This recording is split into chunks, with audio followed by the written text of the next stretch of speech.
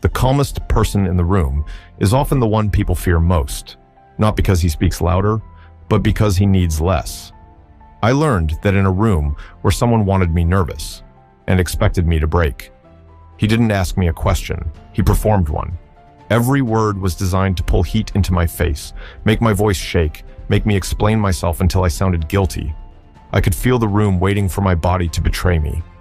But beneath the pressure, another thought rose faster than panic. I had seen this pattern before, not in that office, but in the ancient Greeks. The moment someone wants your reaction, they are confessing where their power ends.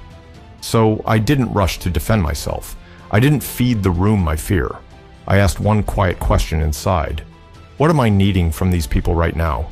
Approval, respect, permission to feel innocent? The ancient Greek who understood this best was Epicurus. Not the cartoon version people imagine, not a man chasing pleasure in every shadow. The real Epicurus was more dangerous. He knew that the person who needs less is harder to rule. Most people misunderstand Epicurus. They hear pleasure and imagine excess. But his real teaching was sharper.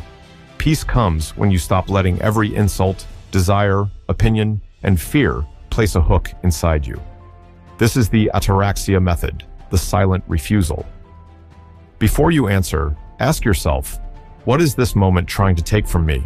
My pride, my fear, my hunger to be respected? Once you see the demand, you can refuse it without saying a word. So, when I think back to that room, this is what changed everything. I stopped asking how to defend myself and asked what he was trying to make me need. His approval, the room's sympathy, permission to still feel worthy. The moment I saw that, his power began to thin. I didn't win by overpowering him. I won by not offering him the part of me he wanted to touch. My shame stayed mine. My breath stayed slow. My worth stayed outside his hands. That is what calm really is. Not silence because you are weak. Silence because nothing in you is for sale.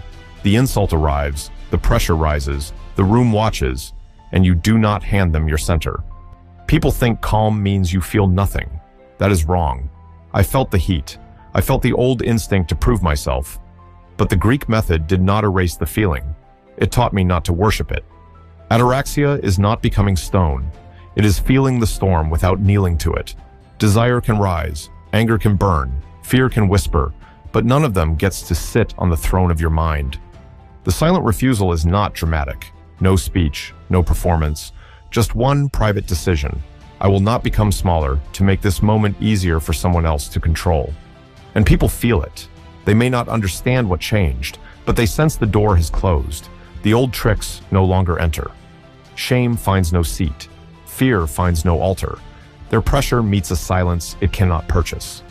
This is why calm makes people nervous. It exposes the game. When you stop reacting, people lose the mirror they expected. Their anger has nowhere to land. Their performance suddenly feels naked. I used to think strength meant having the perfect answer. Now I think it begins earlier, in the breath before the answer, in the moment you feel the pull, and choose not to be dragged. So I answered simply. No trembling explanation, no performance of innocence, just enough truth, spoken slowly. And in that pause, I understood something. Calm does not ask for permission. It enters already crowned. The room did not become kinder. The people did not become wiser. But I became harder to reach. That is the secret. You do not need the world to soften when your mind has learned where not to open. Before every difficult room, I now ask the same question. What am I about to let them touch? My pride, my fear, my need to be understood. Whatever I refuse to surrender becomes untouchable. This is the Agora test. Tonight, choose one moment that still owns your nervous system. A message, a meeting, a face, a room. Then ask, what am I afraid they will touch inside me? Write it down without making it beautiful. I'm afraid they will reject me. I'm afraid they will see me fail. I'm afraid I will not matter.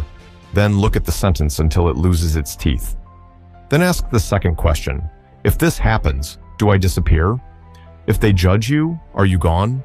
If they misunderstand you, are you less real? If the answer is no, then the fear has been pretending to be a god. Now choose your silent refusal. I will not beg to be understood. I will not trade my center for their approval. I will feel the pressure without opening the door. Say it once before the room gets loud. This is the Greek method, not theory, not decoration. A way to enter life with your mind still your own. If this spoke to something in you, subscribe to Timeless Mind by Nikolaos. Join the journey. The lesson is ancient.